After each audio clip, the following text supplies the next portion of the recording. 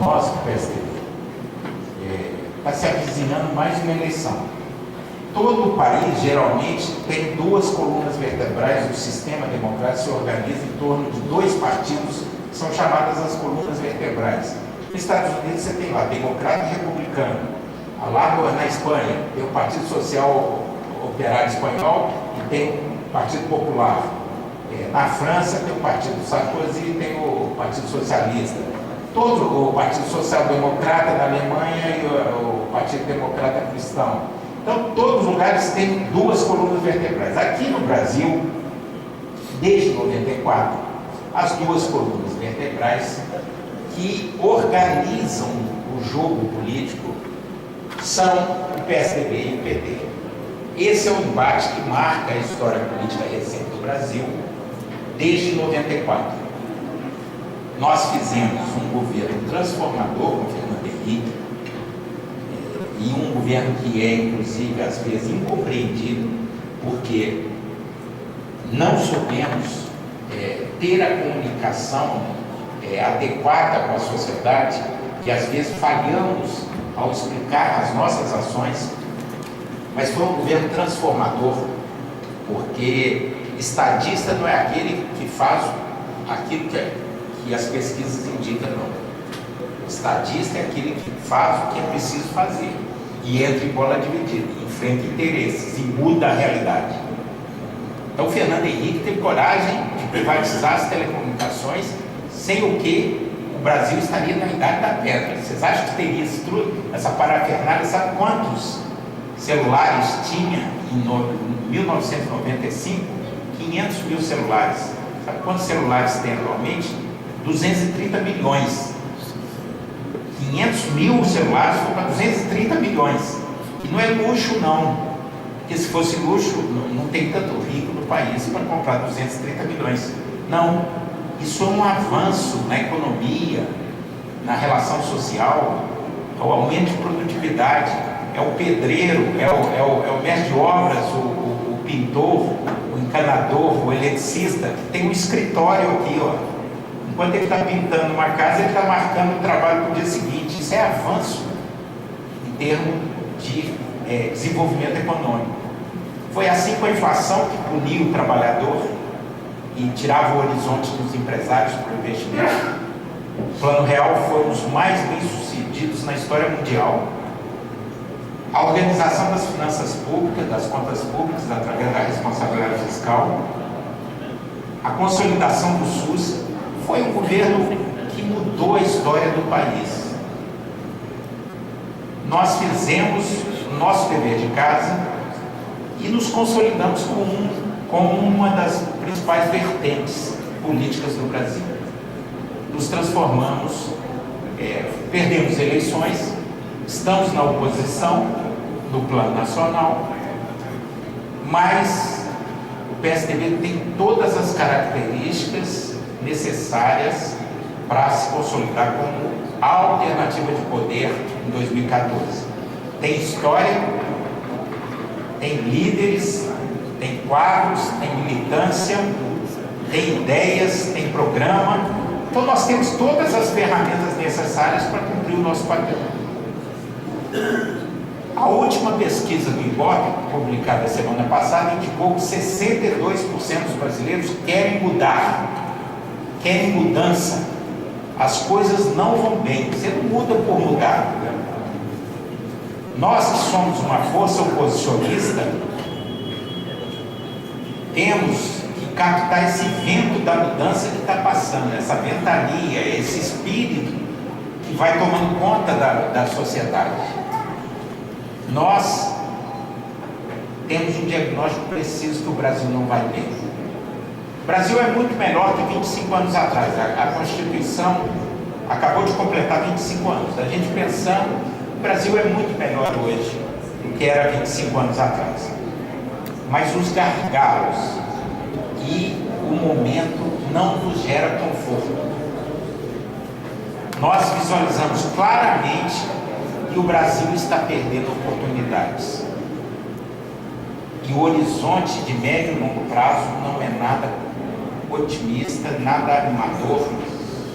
é extremamente angustiante, cheio de interrogações, que o Brasil está perdendo chances preciosas e se atrasando. Se não vejamos, nós temos inflação alta, a maior taxa de juros do mundo real de juros, temos uma indústria que está indo pelo ralo, a desindustrialização clara, nós temos uma economia que está caminhando para ser só de produtos primários, produtos agrícolas e minerais, como era antes de 1930, um sistema primário exportador, só que preço de café, soja, minério, na história, sempre perde para os produtos industrializados. Excepcionalmente, por causa da China, nos últimos anos, bombou o preço das chamadas commodities, desses tipos de produto que o Brasil está produzindo. Agora, nossa indústria está indo pelo ralo, nossa indústria está regredindo. Então, nós temos um quadro de desconfiança, os investidores nacionais e internacionais não confiam no Brasil, há um efeito desorganizador, o PT, que abandonou aquele que era um projeto antigo, anacrônico, um socialismo mal concebido, se entregou à realidade de uma economia de mercado, da democracia, mas sem convicção. Então o PT faz tudo pela metade. E a prova disso é que a joia da coroa do pré-sal foi leiloada e não teve competição, só teve um consórcio forçado pela Petrobras. Não teve ágio. Se era a joia da coroa, tinha que ter uma disputa violenta. O último leilão anterior teve 64 empresas e 620 de ágio por cento. Esse teve 0 de ágio e um consórcio só. Sabe por quê? Os investidores não confiam no governo Dilma. Ela desorganiza tudo. A partir da sua intervenção, quer pilotar, quer manipular os cordões da economia a partir do balcão da Receita Federal ou do BNDES. Aí, por exemplo, vou citar um exemplo. Reteve o preço da gasolina e do diesel. O mecanismo que é o tiro no pé, porque vai ter que dar uma pancada agora, por causa da inflação. Aí reteve o preço do diesel e da gasolina. Na economia de mercado, tudo é igual um castelo de carta. Aí o que aconteceu? Desorganizou o álcool e o açúcar, que o álcool só tem viabilidade se tiver 70% do preço da gasolina. Aí esculhambou, está todo mundo falindo, o setor de álcool e de açúcar, as usinas estão todas quebradas.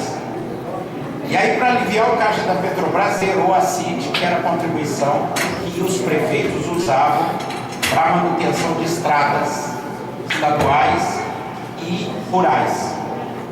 Zerou. Os prefeitos perderam esse dinheiro. Minas Gerais perdeu 300 milhões que era usado para manutenção das estradas estaduais. O governo federal decide e faz isso sem conversa, sem diálogo. Exemplos como esse estão cheios aí. Por isso que o Brasil tem um crescimento medíocre, investe pouco. Sabe qual é o investimento brasileiro? 18% do produto interno bruto. A Argentina e o Chile, a Argentina, que está uma bagunça, investe 25%. A China investe 40% de tudo que produz.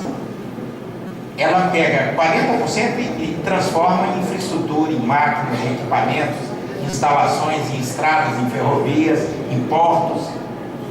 A Argentina e o Chile investem 1/4 de tudo que produz. O Brasil investe 18% e na crise chegou a investir 16%. Então o Brasil está investindo pouco e é por isso que é esse voo de galinha. Ele se desenvolve em média 2% ao ano, quando poderia se desenvolver 5, 6%. Por que nós não podemos ter um crescimento igual à Índia e à China? Há um problema sério e é preciso retomar o caminho do desenvolvimento para criar emprego de qualidade. 80% dos empregos criados são empregos até 2 salários mínimos. Nós não estamos avançando para criar empregos de melhor qualidade para o trabalhador brasileiro. Nós não estamos aumentando a produtividade da economia brasileira. E na política,